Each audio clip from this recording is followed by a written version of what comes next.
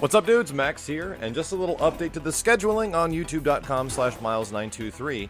Not a lot of folks know that we actually conduct a live broadcast every single week focused around fighting game news and other big related video game news, and it's called YoVideogames Live, appropriately after our second channel, youtube.com/YoVideogames.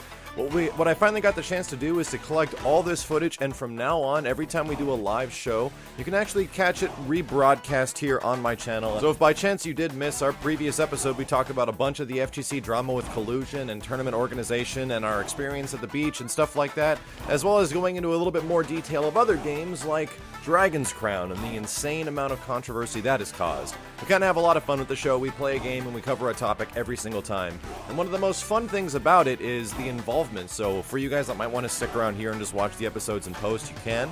But if you do join us on 1337loungelive.com, every Thursday we do a thing where we answer questions from the audience, and sometimes we even get to play games with folks. And I actually really want to integrate that a lot more into the future shows that we do. I think that would be a lot of fun. So check it out, guys. This Thursday, our new episode will be up with a new topic, a new game we're playing. Enjoy the one right now, and like I said, please visit us live at eliteloungelive.com. It is now hosted on Twitch. It runs really freaking smooth, and you get all these different camera angles that you can choose from while we play through games and talk about them. My name is Max. Thank you guys very much for watching, and I'll see you this Thursday.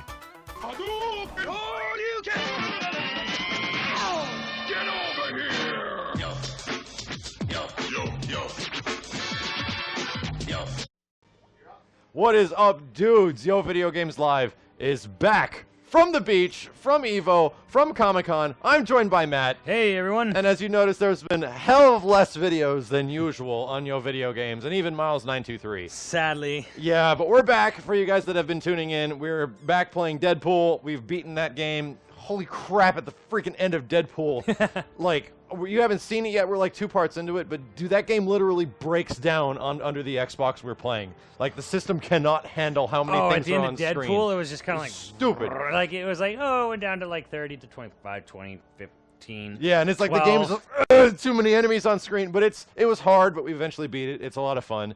And then we started getting back into other games. Some other stuff that's actually going to be showing up on the channel and might have already.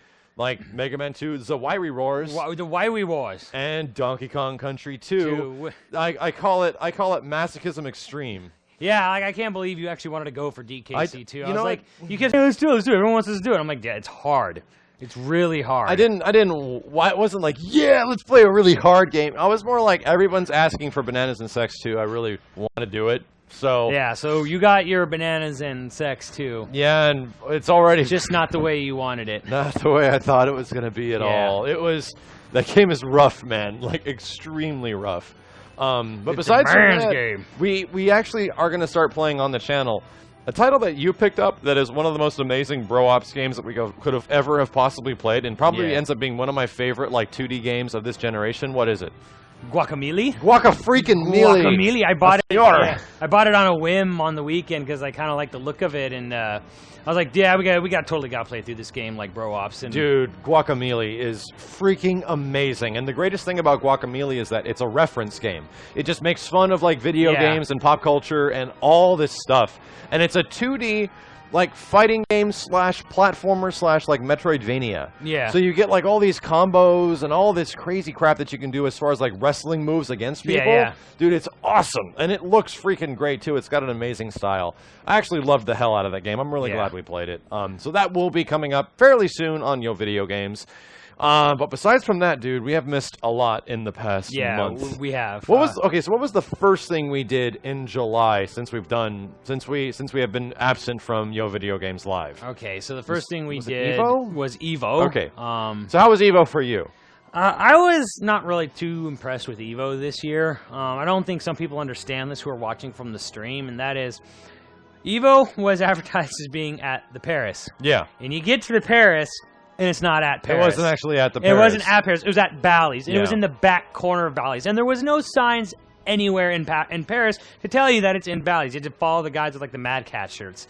So that was like problem number 1. Like problem number 2 was maybe they said this ahead of time. I wasn't aware that you needed like badges now for anything at EVO. Yeah, that was a little bit different than previous EVOs and all the EVOs before, is that the main hall, except for the final day, were open for everybody. And the final day gets so insane that they actually opened up a separate hall that you can just go watch all the games in. And this year you needed passes and security was everywhere to even get into anything at all. Yeah, so like it was through this little fucking dank hallway. Yeah. And they had Bally security guards, like, checking your badges and stuff. And these people were, like, rough. Like, if you would, like, walk too close, and they would be like, "Sir, get back here!" You. And they like, rip your freaking... Thanks for that, by the way. That's what they would do. They were, like, literally grabbing... They were grabbing, like, kids and stuff. I mean, it was terrible, terrible security. Like, I'm not even sure if some of the stuff they were doing was legal. Yeah. And then we had our panel, and we went into our panel. No one from Evo staff was there. There was no live stream of our panel, which is whatever for me. We got the greatest help at the panel. We had to figure out all of the audiovisual stuff on our own and with help of panel, like people attending Evo, not anyone from staff. And then we were there after the panel, and no one from Evo ever came in. So we literally... We didn't know if we were supposed to end we could have literally shown you guys MVC3 porn for like an hour and a half. And nothing would have happened because nobody ever checked on us. So is that a Sesame Season 12? Yeah, that's a Sesame Season XXX. But yeah, that was like so little nutty like that. And then like I thought like the way the halls were separated were kind of weird too, because like you had like the pool halls, and there was like the big hall in the back where it was like, you know, the dual screens. Yeah. And you could watch the live streams of them, but like no one was sitting there. There was, you know, a decent line at Mad Catz and some people at some of the sellers, but other than that, it felt like less people were involved at Evo this year, and I think a lot of it had to do with the organization, the structure, the miscommunication. Yeah, I think it also had to do with a lot of like Bally's and how they manage their things. It was in comparison to all the previous Evos, it's been a very relaxing experience, and it was kind of stressful this year. So I don't know. I only hope that it is not at Bally's next year. Yeah, the other thing that bugged me a lot was that I didn't see nearly as much like casual or cool stuff there. Like there was a corner I think that had maybe a working CVS2 machine, but like there was so little like just casual stuff, like, you know, fun stuff there. And I think honestly, if Evo is going to charge people to attend it, they need to start giving like those people a reason to be paid. Yeah, like one of the only big reasons that, besides attending the tournament and watching the spectacle of the tournament, but if you're there just to attend it like it's a convention for the first couple of days, you can go in there and buy some cool stuff and play like Dive Kick and play some indie games. And there was a huge thing for Killer Instinct there from Mad Catz, which was really cool. So it was kind of like a mini little fighting game E3, but it wasn't as much to warrant like the price of, it was nearly the price of like a Comic-Con ticket. Was it? Like, I think it was getting close to that amount, like a one-day Comic-Con ticket. You know, I know Comic-Con's expensive for all 3 days, or all 4 days. Yeah. But if it was like, it's like, I think Evo ended up being like $80, close to $90. Like, I still loved the tournament. I loved the spectacle of it. I thought they did a great job with the presentation of things. The fact that KI was there was freaking awesome. Yeah. And the fact that they had like Dive Kick and indie games and all this crazy stuff was cool. But I think a lot of the horrendous organization of stuff ended up being a lot of Bally's, and how terrible it was that it was actually there. So I only hope it's just not there in the future. Yeah, and if they're really I'm never gonna stop going. So yeah, if they're gonna charge people to go, I mean, come on, dude, like, you gotta step up your game on what you're offering. You know, because if you're just literally offering people to watch a big screen of a live stream, then what's the point? You know? Yeah. Other than that, Evo, I still had a lot of fun at Evo. The panel was the biggest panel I've ever freaking seen. Our panel was amazing. There were so many people there, so I couldn't thank everybody enough. And the dude that helped us out by giving us computers so we can actually show the teaser for Season 3 of Assist Me. Yeah. Everybody, thank you so freaking much for watching and tuning in. Hopefully I'll be able to get footage of that panel fairly soon. But after Evo, what was after Evo this year? It was Comic-Con. Comic-Con was following right after Evo. I did a small swag video for Comic-Con, and just to show how much crazy crap you just get for free when you go to Comic-Con. It's not like E3 like it used to be, dude. You get so much shit when you go to Comic-Con now. It was crazy. And how was Comic-Con for you, though? Pretty good? I actually really liked Comic-Con this year. It was weird because last year I had really a lot of trouble getting into panels that I wanted to get into, which was not common for me. I usually get into stuff because I'm usually good about it. Yeah. This year, totally different story. Got into everything I wanted to get into. Nice. Went to it was super 90s cartoon reunion. Yeah. Comic-Con for me, because I went to a ton of Batman animated series panels or panels related to people from that show. Yeah. I went to a Disney Afternoon reunion panel. I got to meet the talented voice actor Jim Cummings, who, look him up on IMDb, you'll be amazed. Yeah. He got to sign my badge this year. That was really cool. Nice. I saw Legend of Korra, the first episode of season 2, which was really awesome. I got to and I saw the Justice League Flashpoint movie like a couple days before it came out. That's pretty cool. So not like a huge tease there, but oh man, that was what a fantastic movie. But Justice League Flashpoint, PG-13, huh? Was this the movie that was hella violent? Oh my god, it was one of the most violent movies I've ever seen. Super violent, animated, okay. Super violent, like people getting stabbed, impaled, arms getting dismembered. Implied sex? There's implied sex. There was like bullets getting blown through guys' heads. Jesus, there was beheadings. Good there Lord. was a part where like someone took like a little like kid and like stabbed him to death on screen. Justice League. Yeah, it was a fantastic movie. So but when did Ed Boon start working for the animation department? Right. And it was a great movie, but like it was so violent and like so bloody. And then like I looked on Amazon later and like PG-13 is like, what did they need to do to make this hard? Like, was showing a boob really it? Yeah. We'll get to that in a minute. So, yeah, freaking Comic-Con was amazing. I had a lot of fun. I got stuff that I never thought I would get. And one of the most bummerific things is that I was at the Capcom panel where they announced Strider, and was actually, I asked my wife who was there with me to record me because I had a good feeling that they were going to make an announcement, and they actually said that they had something special lined up for the panel. So every time they would cut to footage, and there would be something new on the big screen that they were showing at this panel, I'd have like the wife cue up the camera and and start recording me. Sadly, this thing didn't record at all, and she remembered she hit the buttons, everything recorded fine, but then we went back to my phone, it wasn't there. I'll do an actual reenactment of of the situation. Which was, as you guys know, the Strider reveal, and I flipped my freaking shit. Yeah. Like, I went insane at this panel, probably more than anything. And the moment happened when you hear the guy going, at the start, I was like, no way! And then and I kind of knew Strider was coming because it was leaked many months ago. Yeah. On a Steam leak or an Xbox 360 leak, It whatever. was Steam leak. And as soon as it showed up, and you see the sky, and it's being littered with, like, bullet fire and explosions, and you see the robot bird and this dude behind it, I was like, yo, let's go! Ah! I started, like, freaking the shit out. And people are like, what is it? And then Strider jumps off the bird and lands, and I was just going nuts, and everyone started going crazy, too. Oh my god, I couldn't believe it. That was going to be I wanted to do a Max Reacts to Strider, and that was going to be it. It'd just be me flipping my shit amongst a whole bunch of people looking at me like, what's he talking about? Holy crap! And then they actually see that it's Strider. Yeah, so. I was there for that. I think I was missed sitting it. somewhere else in the big ass panel room that I was in. And I was really, really jazzed when they announced that it was going to be a Metroidvania. I was like, Metroidvania? Perfect. That's what you do. Because they had a really great point, which is like the arcade games were level by level, and they were really short. Like they were meant to be quarter munchers. You know? When you put that on Xbox Live, PSN, eShop, wow, you just blast through it. You blast through it in a couple hours, and it's over. But making it a Metroidvania is like the perfect thing to do, as demonstrated by Guacamelee. Yeah. So yeah, I'm really looking forward to it, and somebody just met it. There's been a lot of shit that made me flip my shit this year.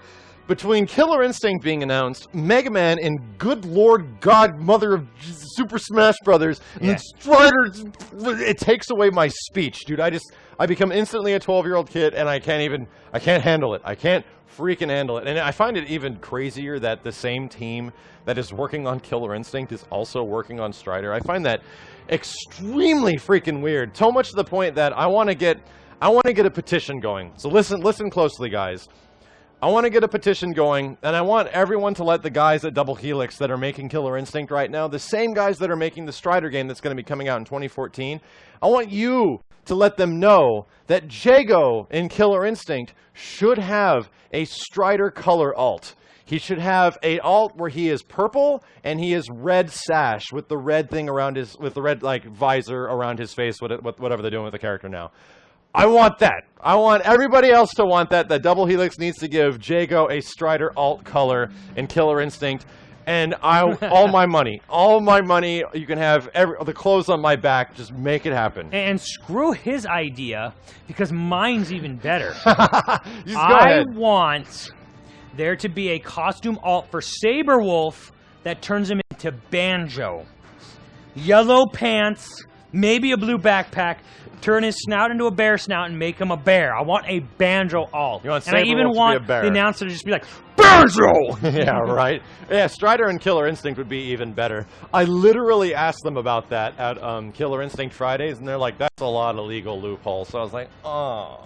But they could do, they've only shown 2 color alts so far. So yeah, if they put Banjo on Saberwolf, and they put freaking a Strider alt color on Jago, I think that might be the fighting game destiny for both of us. I want that. And then after Comic-Con, we went to the beach. The freaking beach. And then after the beach happened a bunch of drama, which is what we're eventually getting to. But I gotta say this, like, I've never been out of the country before. Yeah. And I gotta say, VXG was awesome. Yeah. Like, it was a really cool event.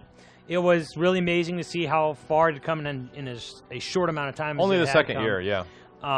It was literally like in paradise. Like, yeah. I can't say how good that place that it was at looked. It's no like, joke. Yeah. Like, when you're actually there, it's just, I don't want to go home. You're just like laying in the ocean that has like no crazy riptide and no dark waters like California. It's just so gorgeous. And I won't lie, the majority of the tournament, the first thing I did when I went there was that I went to Orlando and I was like, is there anything that you would need my help with, like on commentary and whatnot? And when would you need me? Because, to be honest, the remaining period of time, we're all going to be on the beach and we're going to be like investigating the island, like going everywhere. And that's exactly what we did. Rolando was totally fine with that because that was kind of the goal of VXG, was to get people there so that they can enjoy a vacation. Like, it was, I think a lot of their sponsorship came from the government and the getting tourist board. The tourist board. And we were the exact demographic because I had not taken a vacation in a really long time. And I think there's a really interesting story.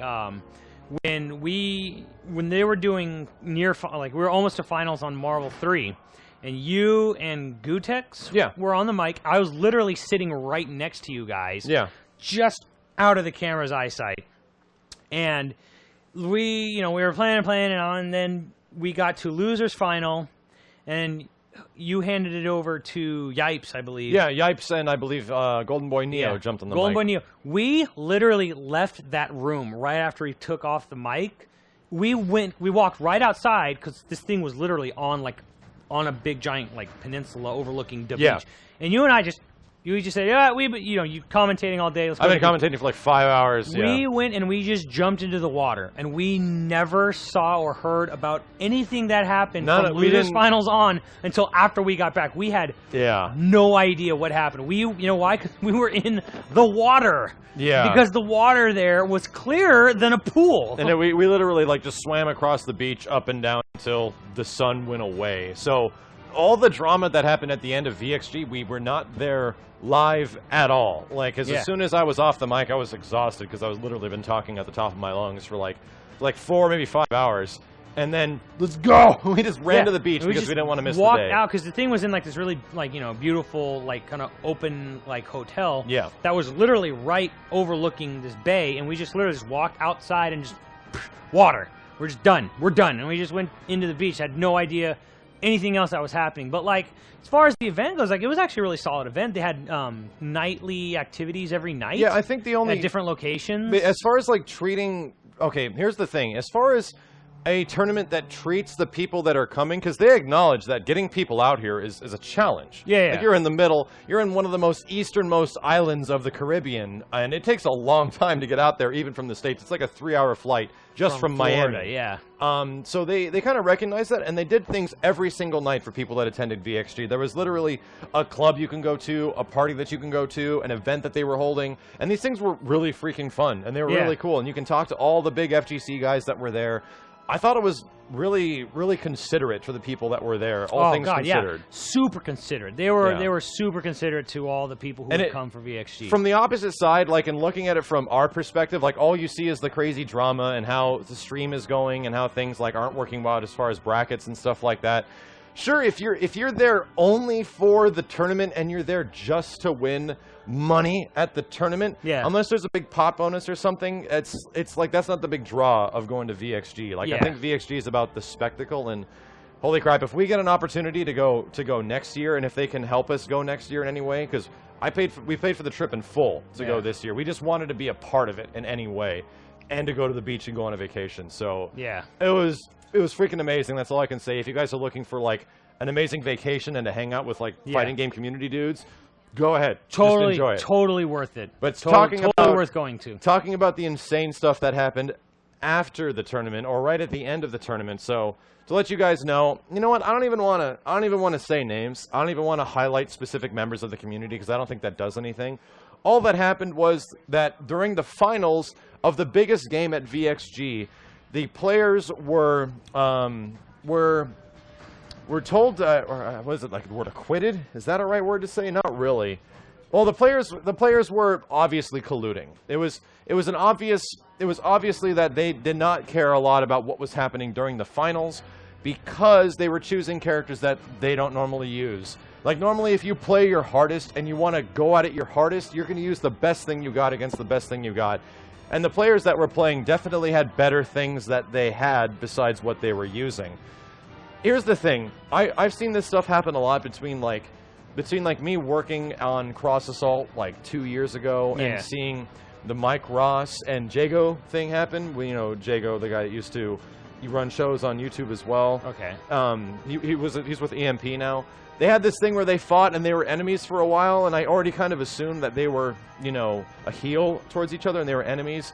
And it was very, very obvious between them dropping combos and stuff that what they were doing was staged. What they were doing was obviously for entertainment value. It's a wrestling thing. Yeah. However, when you see that stuff, to a lot of people, especially myself, you don't just drop a combo right there. You don't just stop blocking for no reason if you're obviously one of the better players in the world. It's extremely obvious that you guys are doing something for a reason or you don't care. To me, it's like, I can spot it a mile away. So the big issue is that this was happening ahead of time. Pot splitting has been a big issue within the community for quite some time. And now that this shows up at the final end of this big freaking tournament that is held outside of the States and these players didn't really seem to care much about, then it was obvious. Capcom guys that were hosting the stream were really upset. I think Yipes and Neo that were watching were pretty upset. It's commonly known that players collude all the time and they pot split. And it wasn't, I think what you're trying to say too is it's not that they pick characters they don't normally play as, it's that they were clearly not trying to play at their top level. Yeah, they picked someone new and weren't playing that character to their fullest potential by a wide margin. It wasn't just like, oh, I'm going to pull out this totally secret tech I have with this character I don't normally use. It was, I don't care. So Sane Cooper asks a great question. Says he's a jury guy. He's been using her throughout the entire fight of the tournament, but now he's got a really good cami tucked away. He's got a pocket cami, as they call it, and he wants to switch her in during the finals. Is that an okay move? That's an absolutely okay move. There is nothing wrong with that. The difference is that the players that we knew about that have been obviously on stream and in finals and have been playing for freaking years were using teams that you don't see very often them use, especially in the finals at a tournament. So it was obvious. I think for a lot of people, the bigger question gets thrown around right now, and I don't even like talking about this drama stuff very much, because I've talked about it before when this happened 4 months ago. I think you had a great point on your Twitter where you basically said, I don't really care if you pot split, but, you know, throwing matches is a different story. And I think that's the same way to me, because you know what? I really don't care if someone pot splits. I mean, that really doesn't affect any of us, because you, me, him, anyone, because what they do with their winning or their money is their business. But to throw a game in the end is just poor sportsmanship, and that kind of leads me into my greater overall feelings about this whole thing. Is that after spending time, like real time, you know, around the island and going to these special events for us, and listening to a lot of these big FGC people, if this were any other serious competitive sport or competition, any of them, none of these people would ever survive. The way they act, the way they talk, the things they say would not be supported or sponsored by any company on the planet. short of something equivalent to like the KKK. Like literally, that's Jesus, don't call it. That's how bad some of the talk was from some of these players. Like, and they were just publicly speaking like this. So the things I was hearing and the attitudes coming from these people were literally just like, you guys are like 12-year-old, like angry teenager children. And the way they were whining and reacting about things was just, it blew my mind. So here's the issue, is that you have the perspective of someone who hasn't really been around this style of the community for a long time, while me, that has been going to arcades and has been exposed to this kind of stuff for literally since I was like, 17 years old. It comes across as like it just flies by because it just seems like all horseshit talk and I just ignore it. But now I see from the perspective of people outside of the community, and they come in and they see stuff like this happens, and it's newsworthy because it seems like behavior that would not be tolerated anywhere, anytime. Any place, anywhere, anytime. Yeah, like... And I see where you're coming from. The bigger issue, I think, because I don't want to stay on this topic for very long, the bigger issue that I have presented on Twitter and I've talked about is the fact that, yo, dog... It really doesn't matter if you pot split, because that's been in the community for a long time. What you need to do is not let anybody know that you're doing it. There should be no information. There should be no visual cues that this is actually happening. You don't need to do it. You don't. Okay, here's an interesting story. I've told this before in an episode of like Real Talk. Back when I was like in my heyday of like playing a lot of tournaments and stuff like that in the mid-2000s, I would have guys come up to me in the finals and ask me to pot split. And the first time it happened to me, it was one of these situations where he asked, do you want a pot split? I'm like, what? Do you want to split the winnings? And it took me a while to process what he said. And then I realized what he actually said, that, even if we get first or second place, you just take equal sides in the money. And my first response was, wait, but isn't that like the whole point? Like, isn't that the whole point, that we should be like trying really hard against each other? And he literally said, whatever, man, and he went his way, and I ended up winning. So it's really weird. Like this happened multiple times after, and I realized after it happened multiple times down the line that, yo, dude, I was the asshole in that situation, because this happens everywhere. Like, everybody pot splits all the time, and it seems to be a natural progression of the community of kind of how they like look after each other. So I don't know, dude. It's one of those things where I've just accepted that's the way it is, and that's how all big fighting game tournaments finales are. However, what is a big difference is that when the players don't care, you know, and even some players that have been involved in this like collusion stuff have come out and apologized, said we'll never do it again. We're really sorry. Just the attitude of some of, and I really my view of. The people I was around were either American or European players. Yeah. So I can't really say too much about, like, the really pro Asian continent players or anything. But what I can say is that the people, some of them, not all of them, some of them, the way they were acting and the things they were saying and what they were doing was so unprofessional. It's like you could only get away with this because because people aren't taking video games that seriously. Yeah, quick question for you guys that are in the chat right now. If a mod is in there, can you take the 120-second slow mode off? We can read these things pretty fast, and it's okay with us. If you can do that, that'd be great. Go on, Matt. Yeah, well, my whole thing is that, like, the amount of people who act the way they do and say the things they say, it's not going to help the fighting game community or the entire thing ever grow beyond a certain point. Yeah. Because when you act the way you do, and say the things you say, and do the things you do, you keep it down for everyone who wants to try to make it a legitimate, professional competition sport. It's not a professional sport, and it won't be as long as people act like this. Yeah, my biggest thing is when people see the future of fighting games like growing into this thing where this can be considered like sports, it can actually reach that level. Well, I mean, there's a huge reason why it won't ever reach the level of sports specifically. I mean, a lot of it is the behavior of people, and there's a reason that in other countries it has become as big as it has been, because it's been very professional the entire time, a la like StarCraft 2 and League of Legends now. However, there's a big issue of it comparing it to real-life sports, in my opinion, because with real-life sports, guess what you have to do? You have to get an assload of education. You have to get extremely lucky that a scout actually sees how good you are. Yeah. And you have to go through all this freaking physical and mental training for literally, like, almost a decade sometimes to even get to where you want to be. and that gives you a small chance of potentially becoming a professional sports player. Yeah. That's a lot of little things, and the fact that these guys are actually in the NFL, in the NHL, in the MLB gives them a good reason to be excited about them. Like, holy crap, you guys are so rare out of everybody. In fighting games, it's about how much time you have to dedicate to a fighting game. It literally depends on how good your reads are, how good your execution is, and as much as I love the reads of fighting games, I love the fact that there's this huge amount of mind games, and it's one of the most amazing things to watch on a spectacle. I don't think it could reach sports type of levels. I think that is a dream that is extremely far-fetched until something like ESPN or NBC randomly picks it up, you know?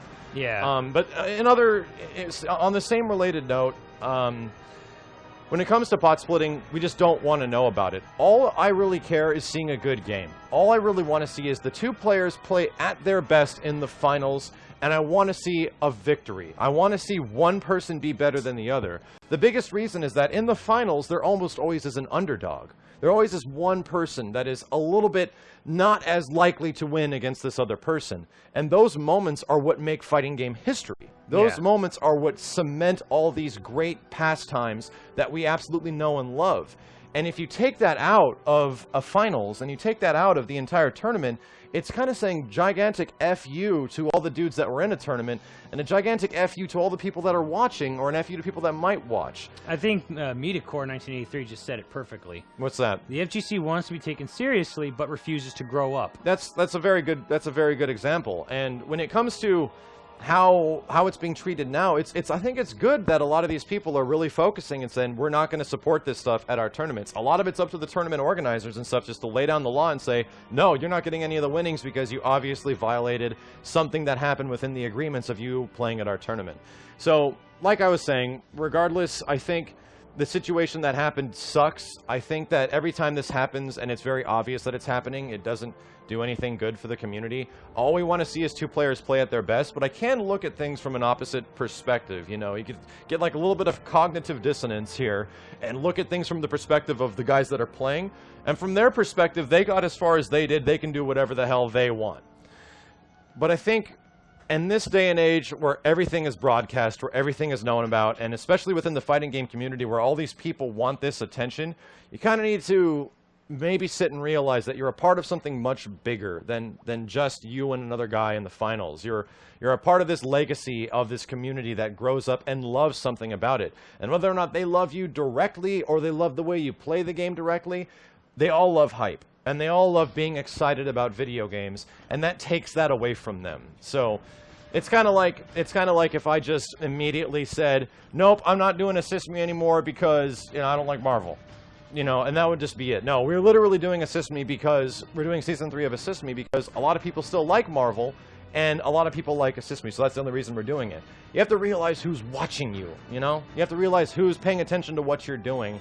And at that day, on these specific events, they weren't paying attention to that, and it obviously escaped their minds. And like I said, some of them have apologized for their actions. So, words, drama, fighting games. I hate all of those things put into one sentence. So speaking of other drama, since we don't want to just leave it yet, getting close to the game we're going to play tonight. There's been some drama lately about a certain video game that just came out for PlayStation 3. And I guess PS Vita if you have a Vita, but none of you have a Vita. It's called Boob's Crown. I mean, Dragon's Crown. Dragon's Crown. Dragon's Crown, yes. So Jessica Rabbit, the video game. So here's the thing. Some people have been, like, kind of, like, getting, like, on their little, like, high horse and saying how, like, you know, oh, this objectifies women and blah, blah, blah, blah, blah, so blah. Here's my argument to that is that, yes, the sorceress in Dragon's Crown objectifies women ridiculously. However, my counter-argument is that the fighter objectifies men in a more ridiculous fashion. Yes, but the counter-argument is that it idealizes what a man wants to be, whereas the woman is just an object. That's the counter-argument. Have you ever thought that maybe the sorceress casted the magic on herself? Here's my thing. It's a video game. It's a video game. If you don't like it, don't buy it. And here's my thing. Yeah, you get the choice. It's not like it's being shoved down your throat like, you know, like an informational, like, you know, sex video in 7th grade. Here's the thing. Here's what I don't get. Here's what I really don't get. And this occurred to me today. Everyone's sitting here talking about how unfair the female character designs in Dragon's Crown are. Yeah. And similar like things, other video games and whatever that chick's name is with all her like paid for videos. But how come no one ever attacks the swimsuit industry? Yeah, right. I mean, what do we go to the beach in? What did we go to the beach in? A board shorts. Board shorts. What did every single woman on the beach wear? A regular swimsuit. A bikini. Yeah, that's true. Okay, a bikini. So, how come this is accepted at every pool, every beach, every lake in the country? But no one really sits there and talks about how unfair it is that we get to walk around in big old giant board shorts. This is it. This is the Yo Video Games stand. Around in basically in underwear. Tonight we make a stand. We sit proudly amongst Mount Yo Video Games, and we look quietly into the night. We will not vanish. We will make sure that banana hammocks will make a comeback, and that all dudes will wear banana hammocks at the beach from this point forward, and it will be the worst thing ever. Speaking of the beach, when we went to our first, not the first, but the second beach, when we walked over to Mullet Bay. Yeah. Rolando from BFG told us, he turned to me and he said, I just want you to know that this is a European-owned island, so we have different feelings on clothing. On clothing on or whatever. clothing. On optional clothing. And then, literally as he says that, like, there was this woman with humongous Dragon's Crown size who was just, like, walking around totally without a top on, and I was just like, oh. Well, there's that. And then we just walked on. Simmons literally turned around to me, gave me the most cold, dead stare, and said, I'm not going home. No, but it was just kind of like, the rest of the world, I think, laughs at us. Yeah. When we go all nuts about, Dragon's Crown. Oh my God, that woman has such big hooters. Well, that's so wrong. Well, something like Justice League, which is having a kid slaughtered. Yeah, yeah. Having a kid slaughtered and people shot in the head. Whatever. That's okay for and the only thing that would make it go over a PG-13 is maybe a boob. Yeah. Like, that's ridiculous. Yeah, like, okay, this guy got his head chopped off. This guy got his arm, like, sliced off. This kid got stabbed and impaled and dead. And it was like, PG-13. Kids will be fine with it. Hold on a sec. No, Dragon's Crown is rated teen. Okay, I was going to see if it was going to be rated M just based off one character alone, but I guess not. So regardless, we had an amazing time at the beach. Fighting game community drama. We're going to be playing Dragon's Crown coming up very soon. And for some of you guys that might not know what Dragon's Crown is, or the character in question, we have a trailer ready for you. So stay tuned, guys. We'll be back in a couple of minutes on Yo Video Games, where we play Dragon's Crown live. See you, dudes. Hadouken! Get over here! Yo.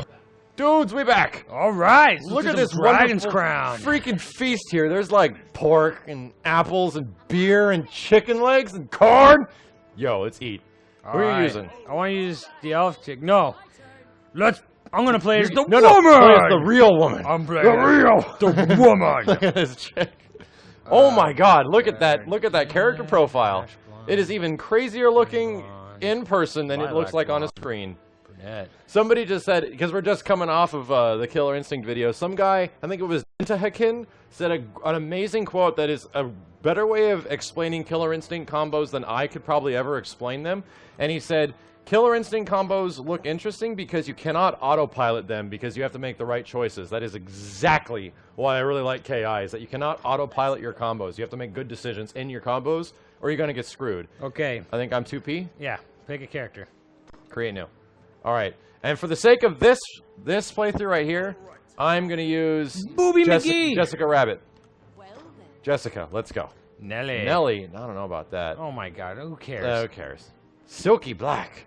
Deep Crow. Deep Crescent. Deep Night. Crows. Dark Wait, blue. is that a Penny Arcade reference? Wine. Scarlet.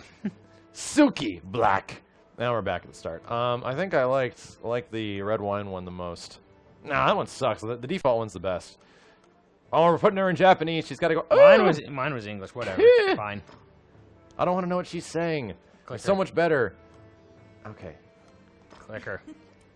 There we go. Yeah, some things it's like you hear like comment in English like fireball. No, I want to hear Hadouken. Should we skip this and get straight to the gameplay? Oh my God, this is like serious D&D. So we know that dude, these games, damn. No, I know it. Yeah. Yeah, all these games always have really in-depth tutorials and modes.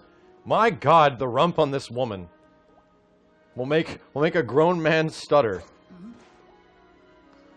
Look how beautiful that goblin is to boot. This game is freaking awesome looking. Holy hell, I haven't seen it this close in motion. Especially on a giant TV like this one on the Mega Arcade.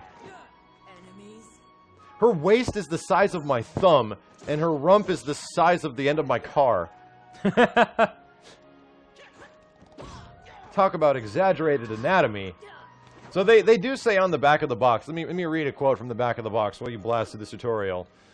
George Kamitani's stunning homage to classic fantasy gaming delivers over-the-top character designs, henceforth, you know, finger waist and car rump butt, lavishly rendered backgrounds. Oh my god, speaking of my and fast-paced side-scrolling beat-em-up combat. Battle monster hordes, discover precious treasure, and destroy awe-inspiring bosses in search for the ultimate treasure, the Dragon's Crown. We'll be playing this on video games. She actually slams the ground with her butt. She has a butt slam. Make it happen. Armika, make it happen. Where's my crossbow? Y or triangle? She just flexed her ass. Did you see that? Oh my god. This is the greatest female character in video game history. I like that she has personality as well. She should be like Doom when she runs around. Has she said snoo snoo yet? Snoo snoo. Death by snoo snoo. So heal potion, you have to press down. There you go. Oh, they actually have a drinking animation? That's pretty crazy. Yeah, this is a Vanillaware game. Snoo snoo. Her walk animation is insane. Yum. Yummy. I like how this crazy bodied female, and she has this little petite chick Japanese face. He thought that it would be a simple matter to take advantage of your. Wait, is that the voice of that character? Pocket some coin. I don't know about that. She'd be like, If I could take example from you, your butt looks great. Oh, he's always following right behind for a reason. In. Get me out of this tutorial. Wait, her default name is Beatty? I guess so. Makes sense. Maybe it's a random default name. Loot! Oh, So, big ol' orc! We will be playing this game on youtube.com/YoVideogames starting this weekend, I believe. It's going to be myself, it's going to be Matt, and it will be Jessica. Also playing all the characters. Oh my god, that butt flex. She has a dive kick! She has a dive kick. And a butt slam. Makes her the best in the game. I'm still debating whether or not... Jesus, God, everything looks amazing. Whether or not I will be playing Fighter or I'm going to be playing Sorcerer. I don't know yet. Wait, I'm pretty sure you're going to be playing the Elf. Yeah. The Elf girl. Jessica's going to be playing the Sorceress. I already talked to her. She said she wanted to play that one. I was like, okay. Alright. And supposedly this game has online multiplayer as well. Like, straight up, everyone go online and fight each other and There's things. a dog. Look at all this, like, Van Gogh rendered fruit. Van Gogh rendered fruit. It looked like Van Gogh's You style. just said that. Did All right, Max, let's do this. Did you not see how it was Look rendered? at that. It Look looked at just the like look Van at the Gogh. barmaid. She's got jugs too. Juggy. Yes, women have boobs. That is not right. Oh, Jesus. I can actually friendly fire you. Get out of here! What the- Yo, get out of here! It doesn't look like we caused damage. Okay. Oh my god, I counter that. Screw I this just guy. sat on that guy. I want to take it. I want to take your axe. My axe. Get that shit out of here. Okay. Ventures Guild. Bah.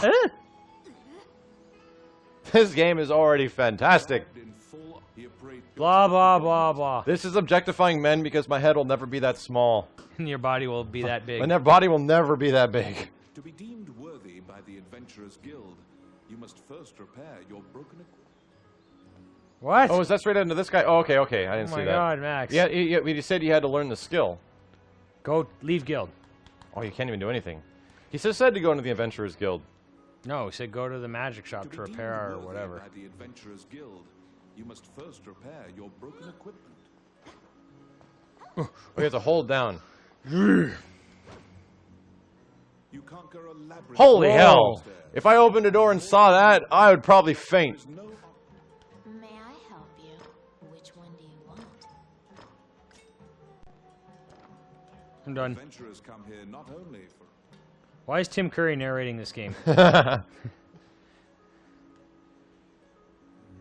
Okay. your equipment is now unmarred. You should return to the guild and see if the guildmaster deems you Are we worthy? one with your what? Your boobs aren't to have big a enough. warrior named Roland, whatever. Ancient Temple Ruins. Yeah, whatever. That's great. Just give us World 1-1.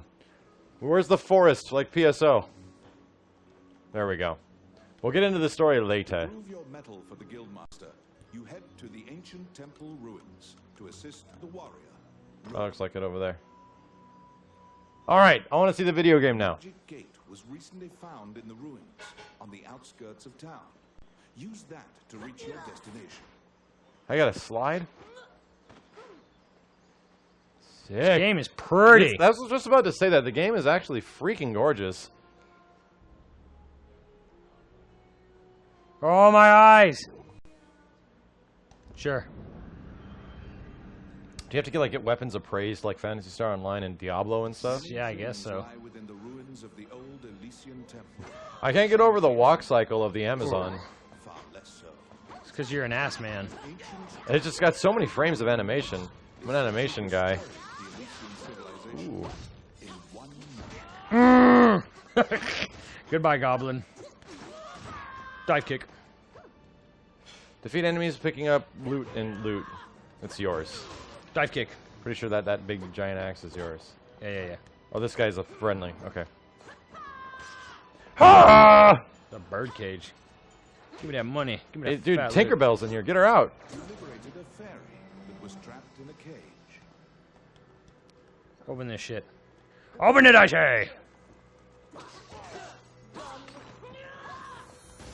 I have a teleport. Amazing. I'm immediately the Wesker of this game. Oh, I'm immediately the Wesker. I'm out of magic. I need that to do shit. See, when you got an ass like me, you don't need magic. Pretty much. I like it how everything about her is in her lower half, and everything about my characters is in her upper half. You have made your way Jesus, look at this guy! Oh, man! Holy Rolling God, by mother warrior. of God! adventurers. For you to pass your guild exam. This freaking man. Man! You know, to be honest, if I Oh, opened, man! if I opened a Snake! if I opened a door and I saw that guy, I'd probably just pee myself. Just Jesus. We should have got Jason here. Said, Jace, we found you in the game. You have more hair. Oh wait a minute, where is it? There it is. L1. Oh, one. It's my turn. It's my turn. Stuff! Crossbow. We got a triangle. Yo, I got guns. I got guns, and then I got guns. Lizard! Can you kill that little nematode? Two bodacious babes. You know what? You know what would be even better? Instead of like this total Tim Curry voiceover guy, it would have been great if they had like Like Bill from Bill and Ted Bill or something and like Ted, yeah. Two bodacious babes go out on a magical adventure, followed only by their memories. Whoa! Whoa, bro. Keanu Reeves totally narrating Dragon's Crown. I'm not gonna lie. The super over like sexualization of the women and super like crazy imagination it's a trap. of the men. It kind of like the characters are so exaggerated, it's insane. But to be honest, is this any more offensive than like Jessica Rabbit?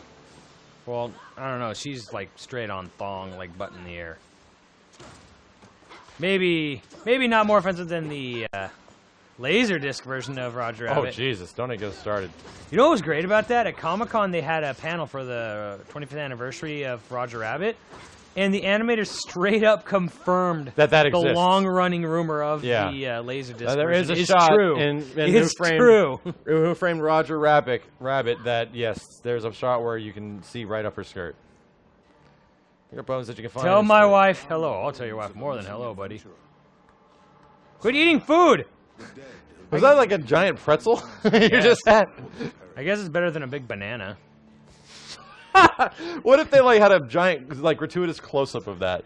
Apparently, there's a game on PS3 called Hyperdimension Neptuna where like little like 6-year-old girls are like eating bananas, like very scandalously. That's. Can we never talk about this ever again? Japan. I'm gonna sit on the scale. How do you charge the magic? Somebody just said it. Somebody just said charge the magic. You hold down. I'm holding it down. You hammer the buttons and wiggle the sticks. Ah, Oh, here come the Neptuna lovers and defenders. what's Neptune? What? I don't even know Neptuna what that Defense is. Force. Is it the name of the Assemble. game? Yeah, Hyperdimension Neptuna. PS3. Anime. Oh my God! It's a woman It's bird. a harpy! Ah! Oh, it has boobs! Everything in this game has boobs. You know, people were always, whining about, like, Twilight Princess for the Uka having weird plumage. But look at this thing. Come on, I guys. just did a recovery in the air. This game is freaking amazing. Like, it actually feels pretty good to play, too. Because of 60 frames per second. Take a shot. I'm going to sit on this bird. Dive kick bird. Oh my God. Dive kick the bird! Do the magic woman. Why aren't you doing the magic woman? I think I'm out of magic. What was roll? Oh, yeah. Oh, I recover it, yes. R1's evade. Duh. Oh, you turd bird. Oh, I tried to teleport. I pressed R1. I don't care. Come on, man. We gotta kill this thing.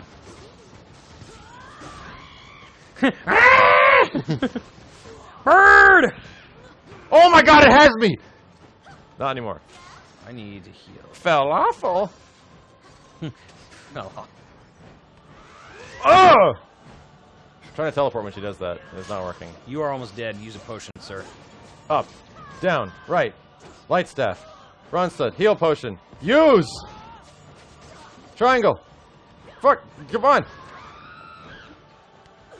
Dive kick bird! Use. Where is it? Okay. All right, I got potion. Ah! Dead.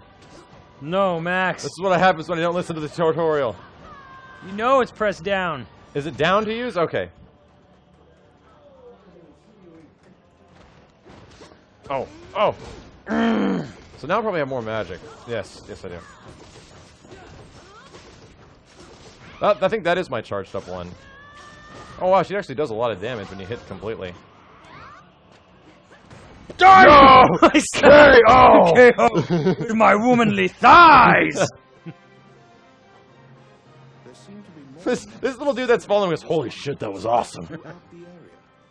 So, is this the part where we mud wrestle? This is a mud wrestling scene. Square to charge up MP, up in circles. Okay. Up in circle does different magic. Thank you very much. Woman Down has circle. leveled up. That is, I think Amazon is now everyone's waifu. What? Amazon is everyone's From my little waifu. experience as far as like how that word is used, yes, that is everyone's waifu. The spoils screen. You're gonna praise the items you claim for treasure chest. I'm actually really impressed with this game. So in about 20 minutes, for you guys that are sticking around, we'll be doing a bit of Q&A for the final half an hour. And answer any questions regarding some of our topics about this game and stuff like that. I got the one ring. The I don't have one enough ring. money. Dang it. You found the Lord of the Rings ring, but you can't use it because you need to get it appraised. And you're out of money. I'm out of money. Oh well. Onward! Take all spoils and quit. And, yeah, for any of you guys that might have been following my channel, check out the Yatagarasu Indiegogo campaign. They're trying to raise enough money to get GGPO online support for their classic 2D fighting game. Yeah, guys, that game looks freaking awesome. I can't wait to actually put it in my hands and play it, and we could finally get some videos going, especially if it's got good online. What's your Oh, run there's my animation? charge. I hold down square. Holy crap. Can we just gif this on loop right now? Quit it. This is it. Quit it. Your jogs are just going everywhere. Guild to report your quest. However, Samuel, it is possible to resurrect the dead with their bones. See, I can only assume that the reaction we're giving this game is appropriate. I think that's what they were going for when they designed the characters to be this Yeah. way. Especially with a guy that's like at least 20 feet tall and his giant man breasts are like right in my face when we go into a door. You just butt buzz? What? Yeah. Look at oh, this child! Look at this stupid kid with this wine. Go to hell! Let's beat the child up. Here, let's do a double atomic bluster on this kid. His wine is indestructible. Knocked all that guy's out. What is this, like a WWE like pay-per-view event or something? Dive kick, I win. No! Get out of here! My butt's superior. Yo, tornado! Butt! Oh no, I'm out of magic. Sat on you. Yeah, you're crunched up. Okay, we're done. We're done. We're done. When are we doing Q&A? I don't know. What are we doing? I wonder if this game was just the result of a lot of Japanese focus testing, and every single time they got somebody that saw the game and said their boobs need to be bigger. I think that George was saying something along the lines of, like, he was exaggerating it on Go to purpose the to Kennen kind Temple. of, basically to sort of mimic some of, like, you know, the style of the old D&D, like, manuals, like, you know, Dungeon Master guides, monster manuals, stuff you have no idea what I'm talking about. Yeah. I'm speaking, like... Is this D&D? I'm speaking tidy D&D right now. related? Yes. Okay. Yes, D&D. Yes, it's D&D Whoosh. related. Yes. No idea. I understand. Of the monks sometimes Okay. what troubles you? So Pray, resurrect, Guess whatever. we're gonna resurrect your 2 dead boobies over there. Sure, why not? Oh, we're resurrecting Brendan. Allow this Holy crap, he's defunctus. Allow this heart to beat again. Those babies are. Nirvana cover. I had to say it, Max, that these babies are exploitive of babies. Being naked. Yeah, they objectify babies Objectify babies being naked. by making them all beautiful and with wings. Hey man, and glowing. maybe it's a When message. babies don't have wings, they don't glow, so it's very And unrealistic. they don't hold beating hearts. That's right. any adventurers you resurrect will wait for you at the end. Look at that Van Gogh fruit! It looks just like Van Gogh rendering. And now fill out your It's Van Gogh shading. Yeah, exactly. That's called rendering. Whatever. Whatever, art. Bullshit. Join on. Join on should be game on. Game on! Don't quote Fantastic Four in my presence. Okay, if that's from Fantastic Four, No, but it's very similar to Flame On. if that's from Fantastic Four, they got it from Wayne's World, because that's what it's from. It's from Wayne's World. Uh-huh. Get off me. Fantastic Four quote. Who do you think I am? I don't know anything. Someone who played Marvel at one point I don't know in time. anything about Marvel except for the fact that I play the games. That's the sad truth. Is that I know so little about the Marvelverse other than actually playing the games and like collecting the old Jim Lee comics. I know nothing. Look at this guy. He's covered in gold. to the guildmaster. How do you like poke art characters? It's in like menus where you see them all big. Oh. Holy hell, there's so much stuff moving. I think I want to be that guy. That gold armor looks sick. After delivering the Blah blah blah blah blah blah blah. And whoever the artist Adventure is, begins. whoever the artist is for this game is really good. George Katamani, I believe. Really? Is he the director and the artist? Yeah, I believe so. Holy crap. No, it's very small, dude. Well, he's been the guy that designed everything for Princess Crown, Odin for Sphere. Odin Sphere, and Muramasa. Muramasa, yeah. Learn skills, see what you can get. Butt bounce. Butt Bounce 2.0. The deadliest of butt bounce. Stun wave. There's more over there. Brutal drive! Parry. I can learn parry. Awesome. Berserk! Oh, adrenaline! Wet paint? Oh, whatever.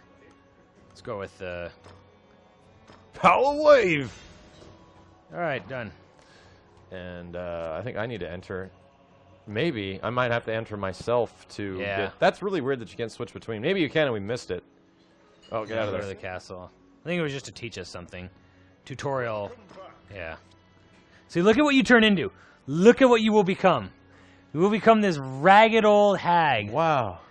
Hey man, there's that quote I saw on Reddit one time, and it was like, you fall in love with a woman that you really, really, really love because they all end up looking like Yoda in 50 years or something like that. And I guess Sorceress is one of them. Levitation. Animate skeleton. Come on, man. Be level like Chris 5. Angel. Learn levitation, or David Copperfield, or one or the other. I don't know. If I could be like Chris Angel, I would.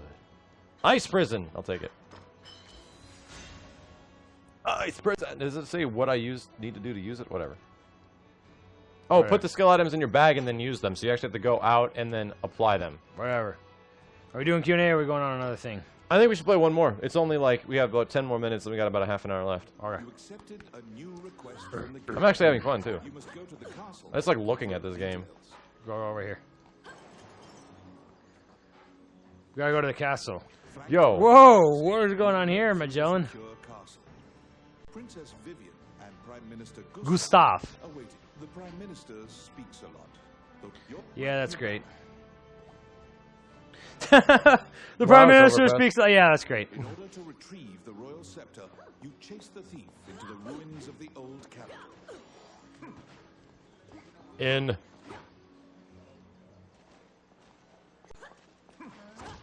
Yo, Jesus God. Where are we going? Ruins of the old. I think this is where we're supposed to be going. Ancient ruins again? In. I guess it's a loading screen. Yeah, never mind. So Skip, skip, skip, skip. Circle to skip. Old capital. Oh, yeah. Whoa, whoa, what'd I do? Hillary! What'd I do? Boss Harpy level 1. I think you have to go there. Old capital. This looks like something straight out of freaking Shadow of the Colossus. These are the ruins of Can you not equip it when you're not in town? Maybe not. destroyed following an invasion from the Northern Empire. Now it is a dangerous place. Whatever. Who cares? Dude, that butt flex is amazing. I only hope the dwarf has the exact same animation and the exact same revealing of butt. Just it slams the ground. Okay, I need to charge magic and use things like this.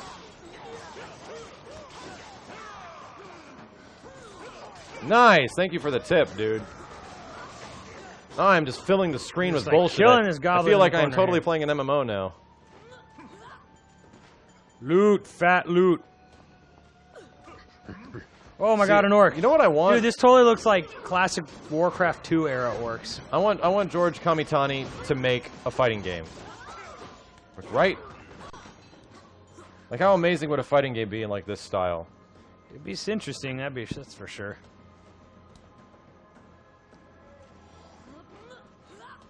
Someone's saying they'll donate $100 to Yatagarasu if you're gonna be a commentator.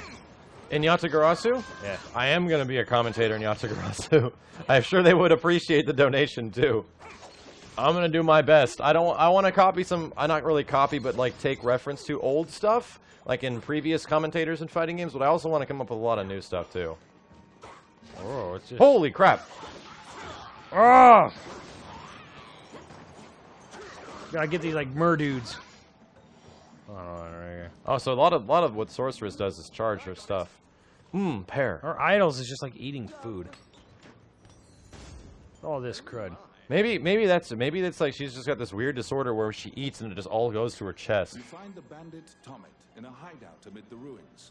It is said that whatever Rani asked when Blah blah blah.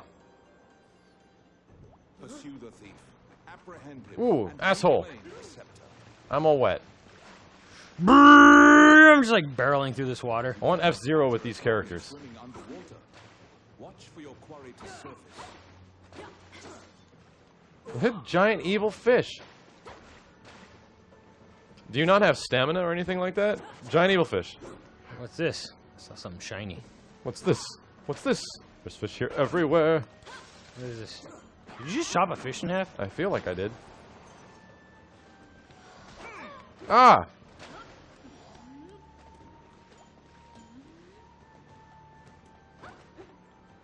I have a double jump. Fantastic.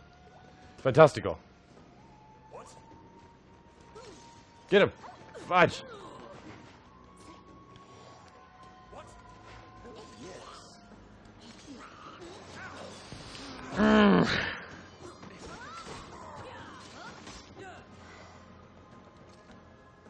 we kill him, or is he still around? Damn it. I just need that scorpion to oblivion. It's funny, scorpions are like one of the scariest things in like real life. Don't give a crap in video games. They're No. every other enemy. Not when you got an ass like this.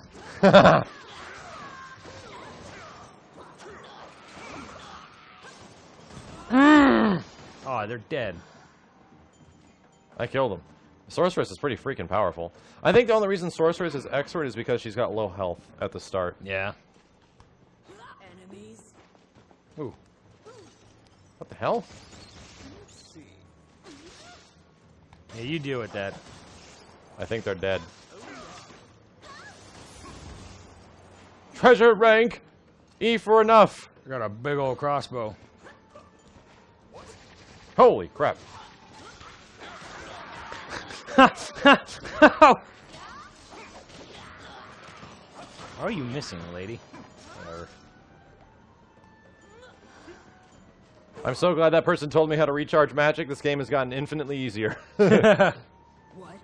Yeah, we're playing Dragon's Crown right now, guys. We'll be playing the full game on YoVideogames coming up next week with every person that has pretty much been on YoVideogames so far besides Mike.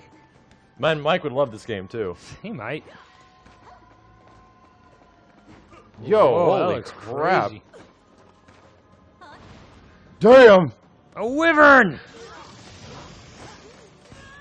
Mmm. Like my butt wyvern? Oh, crud.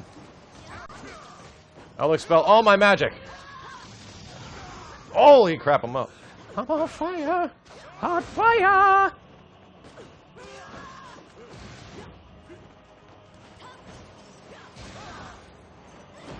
Oh, a sword. Use your sword, Brendan.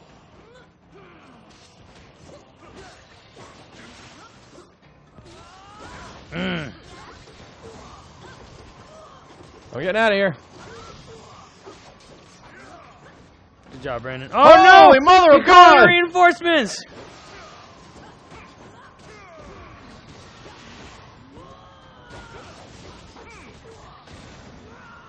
No, don't get me. I'm dead. I wasn't paying attention. I think I got one. Yes, I killed the other one. Shit. It's gonna be fine, it's gonna be fine, it's gonna be fine. Nelly to the rescue. Yo! Rapid fire! Oh, sit on you. Holy sweet Jesus! Okay, hold on. Tactics. I'll freeze him. Yeah! Let's rock! I want a taunt. Give me a taunt. Alright, I am completely sold on this game. If you have not played this yet, or tried it, or have a PlayStation 3 and for some reason haven't bought it, holy crap, go buy it. You could buy it on a Vita, but... And it's online, too. It's actually Yeah, online and everything. Who has so- a Vita? Ooh. That's mean. Alright, so thanks, guys. We're going to be coming back within a couple of minutes talking about some Q&A. If you have any questions about the game or any questions about the topics we've talked about tonight, which was VXG, Going to the Beach, EVO, fighting game community drama, or anything like that, we'll be happy to oblige. We'll be back in a couple of minutes, dudes, and see you then. Hadouken! Get over here! Yo.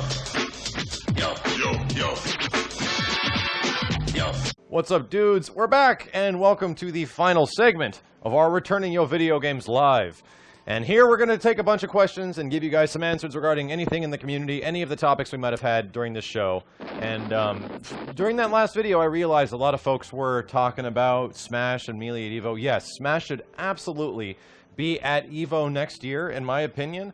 If the next Smash isn't out by then, it probably isn't, but I hope it is. Not be. If, in any case, I think that Melee pulling the biggest numbers of any freaking game at EVO this year is testament enough that there's a lot of Nintendo fans that really want to play the hell out of it. Yeah. And watch the hell out of it. So yeah, looking up at the screen right now, Storm dies in Wix in the movie. Yo, Max, did you play the first Yatagarasu yet? It's on sale on Humble Doujin Bundle. That's actually a great call. I think I had, you got given... Yeah, I got access to, I believe, 4.2 an or older 4.3 build from PAX last year, when we first found out about the 3DS version of the game. That was the only version coming out here at the time. We played it, like, very slightly, and then I tried to install it again, and it just didn't work. Yeah, it has problems, because there's some programming things in Japanese that kind of bug with your Windows setup a bit. But Yeah. I'm sure there's a patch for it. Like we just got like a straight up version of 4.2, I believe. I actually really enjoyed the game and think it's really cool. I think it's one of the better indie fighting games. And there's a lot of indie fighting games out there, more than than most of us people probably realize. But Yatagarasu was actually really cool because it felt like a game that could easily be on like an MVS board. I like the fact that I like the idea of that parries were button presses, high and low. And some guy actually saying we got GGPO into Yatagarasu. There's no way they actually raised $5,000 in the past hour we were gone. That would be amazing. As some people have said, GGPO is kind of like necessary for it. So Akira1530 is saying, what do you mean by being a commentator? Are you the person that says KO and all that or something different? By the way, when is Assist Me going to be on YouTube? In Yatagarasu, in the original version, they had Japanese high-level players like Tokido, and I believe, I don't know if it was Kokujin or if it was another Alex player from Third Strike that was really, really well known. I hate that I can't remember his name right now. But they would come in and you'd see their faces every once in a while and they would scream something and they would, add little bits of commentary to everything every once in a while. They were in Japanese, so I didn't understand exactly what they were saying. I remember hearing like nage, which was like throw, and I know that just from so much Third Strike. Yeah. But in any case, that is essentially the extent of which you'll hear me. Throwing in random quotes because of certain things. If you get a big combo, I'll add like a nice little piece of commentary to that. And what's wonderful about it is that you're not forced to listen to me or James Chen or I'm not too sure if Ultra David is in the game as well. He might be. I'm not too sure. I thought it was you and Ultra David. I think it's sworn it was. Okay, if it's Ultra David, then it's me, James Chen, and Ultra David. All three of us are in the game, but you get to choose which one you want. Or you can have it turned off completely, so you don't have to listen to my freaking blabbing voice all the time. Holy crap, they raised enough for GGPO. I hope that's freaking true. That is amazing. It's actually happening. That's freaking awesome. So, yes, Yatagarasu is going to have my support 100% when that game comes out.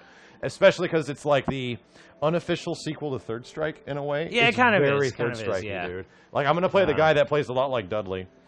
Someone asked this guy, Breakfast, why does Sakurai have his head up his ass? Why does he refuse to support the competitive players who keep his games alive? Is he mad that Project M and Smash Flash 2 are better than Brawl? So how did you write that when you're here? What?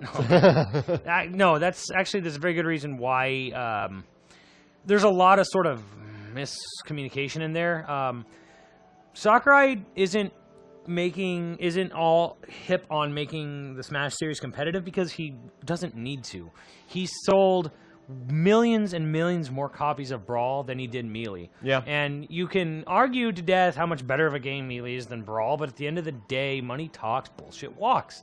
I hate that quote. Oh my god. If being competitive was, vital to a game's success, Brawl would have been a complete failure. But it's not. It's a huge success.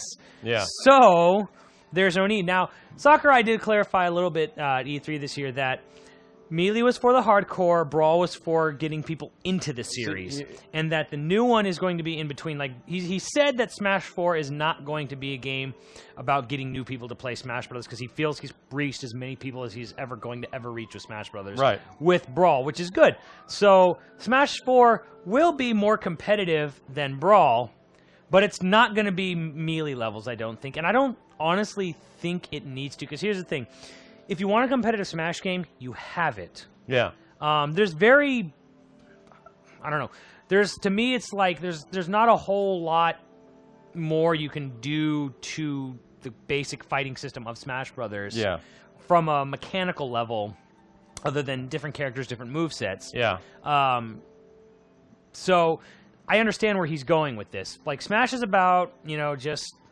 He wants people to have fun, and he's actually a really good player. Like, I've watched that guy play live at GDC and other places, and he knows, like, really deep-level stuff. He's not a guy who doesn't know how deep Melee was. He knows how deep Melee was, but he's never going to do a game like that again, and I don't think he needs to because there's no real incentive. Yeah. One thing that I definitely hate the most out of Smash Brothers Melee is that over the years you've always called it Melee, and I've called it Melee instead of Melee because of you. Oh. For so long, you've called it melee and melee, yeah. Melee. Everyone's making the point that, yeah, that melee is how you pronounce it. I know, Who cares? but I'm around you so much. Who cares? There's like it's like Ryu, Ryu, and Ryu. Yeah. As they say in like Japan. It's Or how Seth calls him, Rue. You know. Rue. Yeah. Rue. Like I remember him saying that, and I'm sitting there thinking, like, why is he talking about Winnie the Pooh when I was listening to Seth talk one time? Who knows Rue? Then it occurred to me he's talking about Ryu, so I was like, oh. Max, which character do you want the most in Smash 4? Strider. TSD0, hey guys, 6 shirts. I have a question. I'm trying to teach my bro and sister fighting games. How do I explain it to them so they don't get bored from not winning? Because when they lose, they just give up. Depends if they want to get better. Like, that's one thing. It's like you're not gonna make somebody really interested in a fighting game unless you explain to them what makes it exciting. And if they show interest, then you might have a chance at making them a bit better. Let's see what we got here. If you had a what? If I said you had no, Max doing on for JoJo's Bizarre. JoJo's Bizarre Adventure comes out in 20 days in Japan. You should play Crippled Johnny. Yeah, I don't know what's gonna happen with that one. Yeah, what's funny is that I got contacted by a guy who actually runs an import shop, and he was telling me that he's been a fan of the channel for a long time, and he can get me a copy of the game if I let people know where they can get copies of the game as well. Where if you really want to have an easy way of purchasing JoJo because it's an import game, and if PS3 can play import games, then that'd be freaking awesome. It would give me an easy way to get a copy of the game too. PS3's regions, we share the same region as yeah. Japan. So Hopefully that pulls through, and yeah, I'm looking forward to that. I think the biggest thing I'm looking forward to JoJo's is the art style. For some reason, I don't know a lot about JoJo, but the initial thing I'm picking up on is that wow, all the dudes dress like girls. Or all the dudes really look like girls in JoJo. Yeah, oh. In JoJo's Bizarre Adventure. There's a lot of that in the trailer. I was like, whoa, I guess this is just a thing. Any more Matt rants coming? Yes. I've canceled them all, no. Hey! They're all game over, yeah. Any more Darkstalkers coverage? Holy hell, that's a great question. I would normally avoid it completely, but... Darkstalkers. Last time I got to play it was the last time I had spare time. And I made this amazing intro for Darkstalkers, the Night Warrior. I was having a lot of fun playing the game, and guess what happened?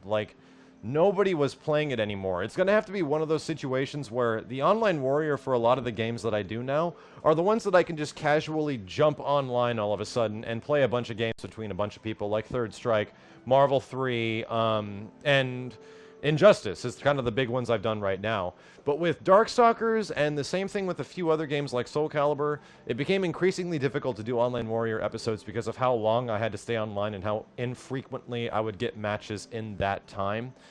And that was kind of what happened with Darkstalkers, because, dude, within even a week after that game being released, and I have nothing bad to say about the game, and I love Darkstalkers, and I think DS3 is one of the more fun fighting games out there. Holy crap, the community was just gone. You hear a lot of stuff from the Capcom guys, how they said they've been hearing this huge outcry of people really wanting Darkstalkers for a long time, and nobody bought it. Nobody bought the remake, at least. Well, I think there's a lot of reasons behind that. Okay, here's my thing on Darkstalkers, is that, in my opinion, Darkstalkers has always been infinitely more successful and known as a property and as a franchise and their characters, while the games themselves have never actually seen that much success outside of the arcade releases. The arcade game of Darkstalkers and having Darkstalkers 1 machine or Darkstalkers Revenge, or Darkstalkers 3 machines might have had a little bit of success back in the day, but actually purchasing the game on consoles, dude, I don't think that any Darkstalkers title has probably ever sold over 150,000 units, if even that. Yeah, back in the day, and that's very low. So I think Darkstalkers, everybody knows about it, but not everybody plays it. And it could kind of seem that even though there's a lot of fans of the characters, holy crap, there's not a lot of fans of the game itself. Even though there's a the fighting game community guys are really into Darkstalkers, and there's of course a big group of dudes that love Darkstalkers and Darkstalkers 3, that still play these games, but they're very small. And sure, all of them probably bought it. All of them, probably less than 1,000 of them across the whole planet.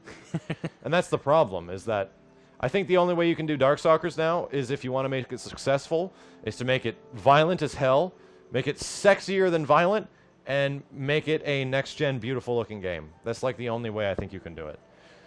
Anyway, did you see any good questions? We ever consider playing any of the Naruto Storm games? No. Probably not. When it comes to fighting games, maybe we can give it a shot, but I'm not initially curious, because that's very much like the Dragon Ball Budokai games, and I'm not really curious about them because I don't like Dragon Ball or Naruto at all. There is a new Blaze Blue. It's going to be out this winter. Do you plan on covering it or learning it? Some new characters in it. You might find it to your liking. Nope. My issue with the new Blaze Blue is that it's going to be dominated by dudes that have played the previous 3 games. Or 2 versions, is it? I think it's 2 versions. There's been a few now. And I'd have to, like, learn the game really fast. Like, this was my issue when I tried to get back into Guilty Gear, is that, once again, Guilty Gear kind of had a small online community. The netcode was horrible. And everyone that was playing it was just ripping my ass anew with me playing Guilty Gear XX still on, you know, Guilty Gear Accent Core Plus. So we'll see how it goes. I might do a little bit of the coverage for it. Like, for example, I think maybe doing story mode playthroughs of some characters could be a good thing. And a lot of the guys that have been playing that game love the crap out of BlazBlue. You keep playing BlazBlue because you love it and you're waiting for the new update. And it's really popular in Japan as well. So I don't think the game shouldn't get support. Maybe I'll make a few videos like I did for Persona, like in the in Guilty Gear Accent Core. But in the long run, I don't think I'll stick with it, only because it's very much a style of game that I don't like very much. Like even BlazBlue is hyper anime, like super hyper anime, even more so than Guilty Gear, and it's just not as appealing to me. I've been seeing a lot of questions about King of Combat. I've seen it in motion like once, and I don't know not that much about it. ZDMC12345X says, "Are we still working on a KI cabinet?" Yes. I might have found a Killer Instinct cabinet for a pretty good question, although it's going to be a personal project to rebuild it and make it something amazing. Something I've never even seen anybody else have before. And it's going to be pretty awesome. It's going to be the greatest Killer Instinct arcade machine you will ever see, hopefully by the end. But I'll make a video series resurrecting KI or something like that in the future. Anything you see? Matt, what was Doom's reaction to his Best Buddy Strider Wing death battle? Not much of a battle.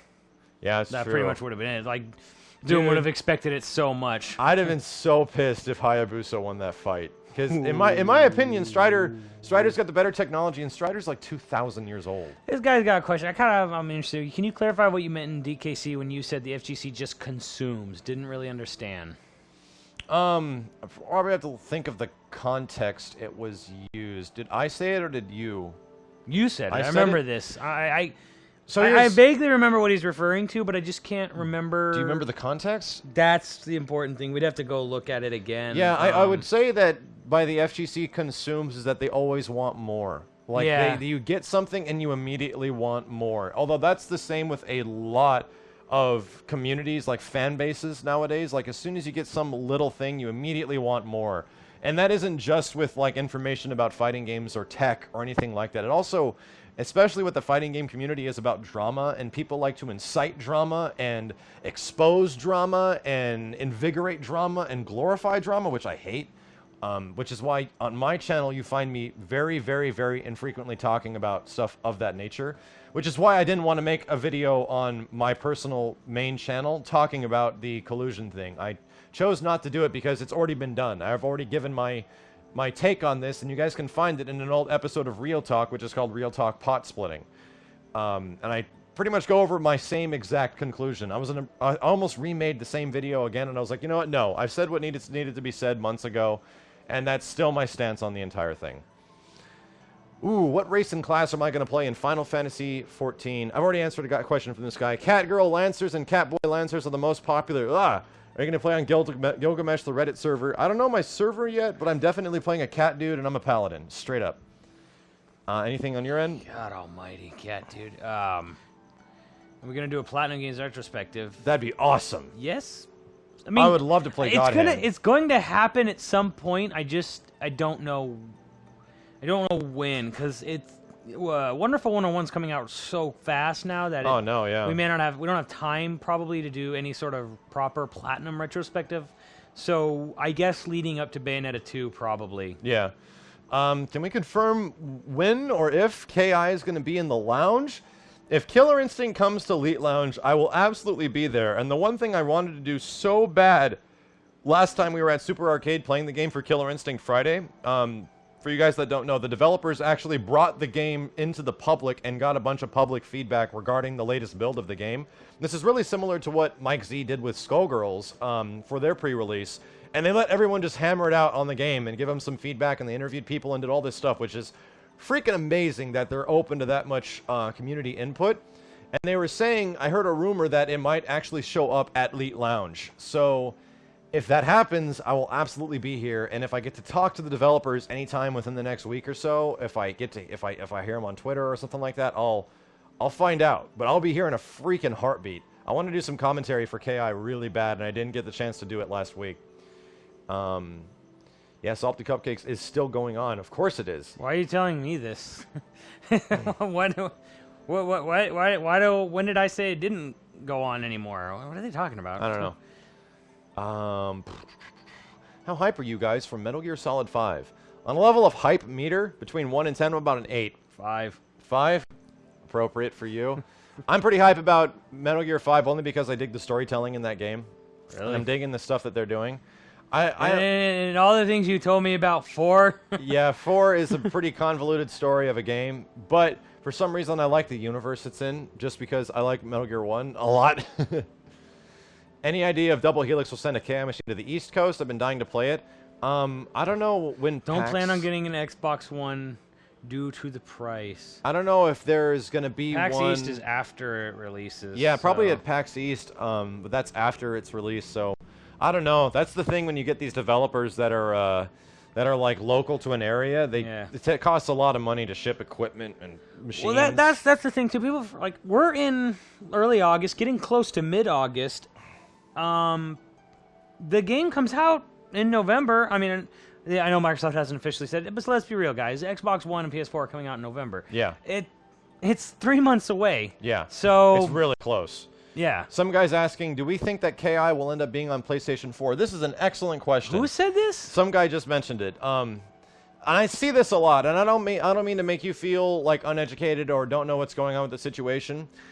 Killer Instinct is owned by Microsoft. Like they purchased Rare and all of their non-Nintendo related products and characters and franchises back in like early 2000s. Yeah, it was a long time ago. 2002? Literally asking if KI should be on PS4 is like me saying that, hey Matt, why don't they put Zelda on Xbox? Hey Matt, when is Mario coming to PlayStation? Yeah. You know, hey Matt, is Kratos gonna be in the new Smash Brothers? It's literally like saying that. It'll never ever be on anything else, and I can almost say it's kind of fitting for KI because what was the case with Killer Instinct back in the day? I had to purchase a Super Nintendo, and I was a Sega fanboy as a kid just to play KI.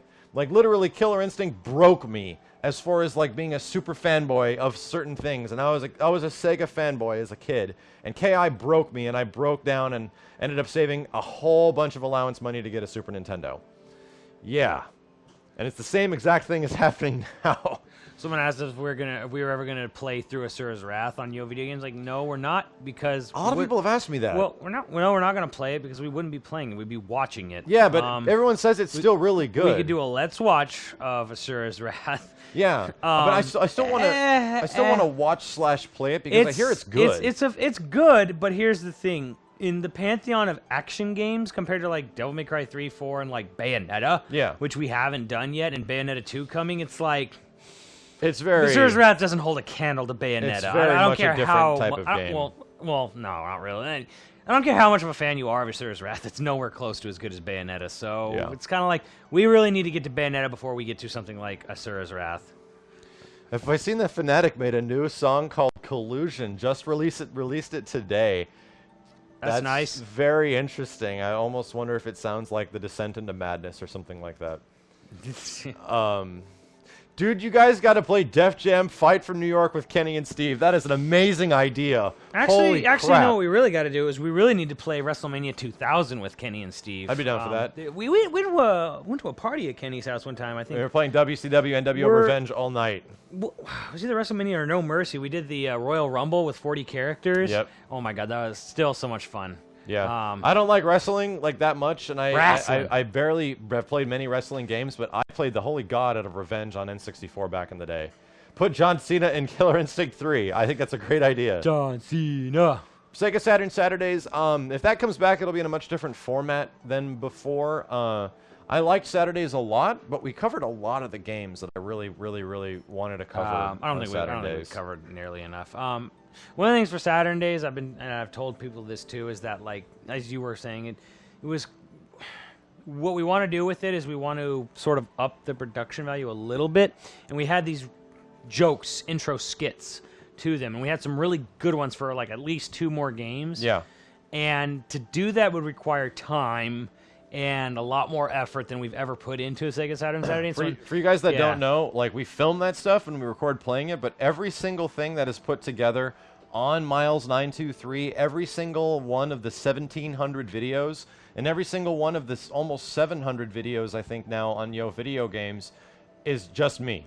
I do every single one of them. I play the games and I put together the commentary and I edit everything together. So those Sega Saturdays are going to it's going to have to come to a point where we have a lot more time and not a lot of other things because we know you guys want to see Assist Me, and you know, we know you kind of, you know, there's stuff like YoVideogames Arena we want to get through, DKC2 and stuff like that. So it's Sega Saturdays is really cool, but it's going to have to come later. Yeah, maybe later. I don't want to ditch the Sega Saturn at all.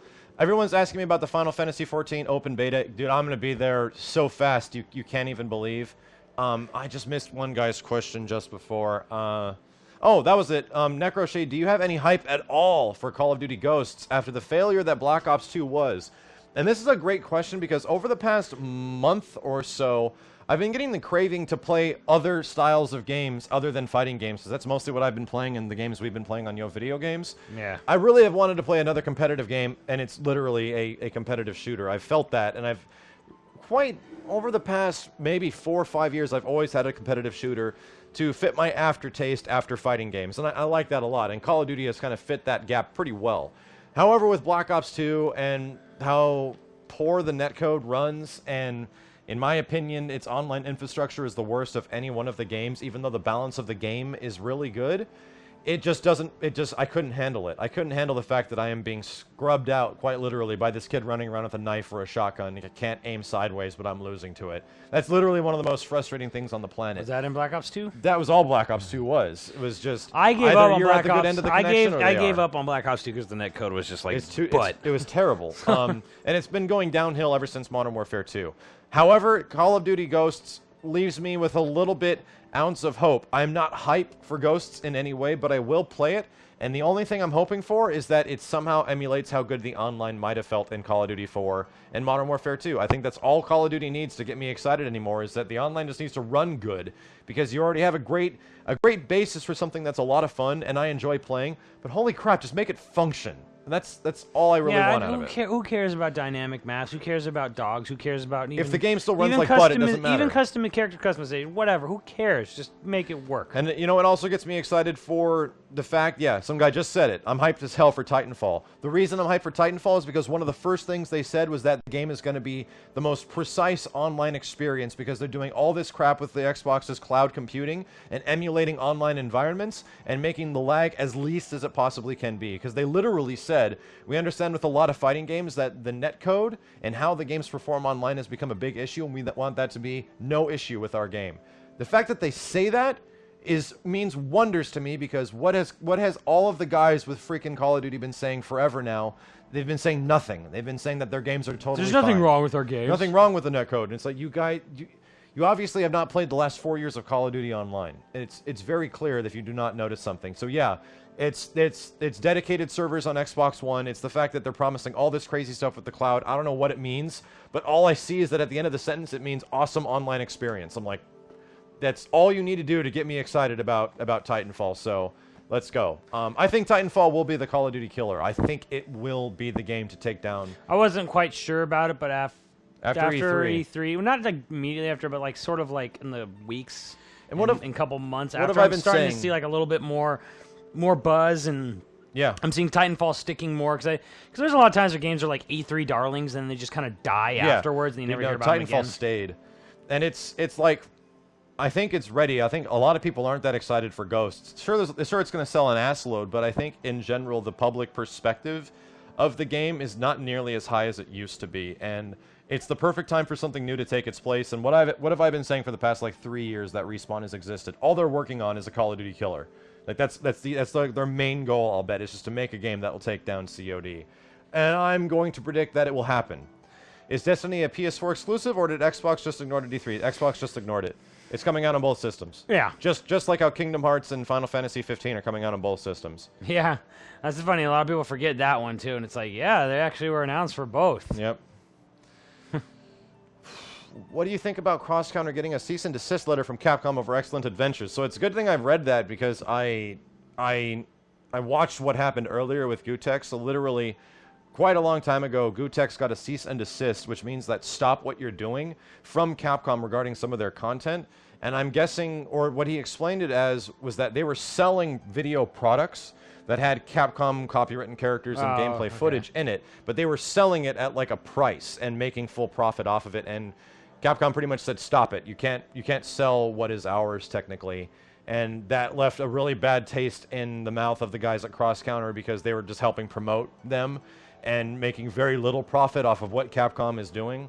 But at the same time, they were selling something that wasn't technically theirs. Well, yeah, that also falls into a whole legal loophole. And if Ultra David were here, he could tell you basically if you keep allowing people to do that, even if say like how Cross Counter, they're making a little bit of profit over Capcom, making all this.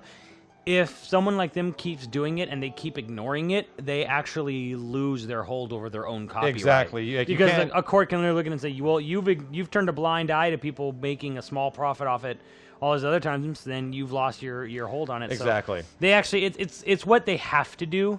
May not be what even Capcom themselves want to do, but it's something they have to do legally. You can't ease up on that when you're a big company, which sucks for both ends because it makes Capcom look bad and it makes the guys at Cross Counter's lives hell because that's all they were doing. But they were still able to do online stuff like, anything they were doing on YouTube still was fine. And they did do a little bit of that. It's just sad to hear how it all turned out.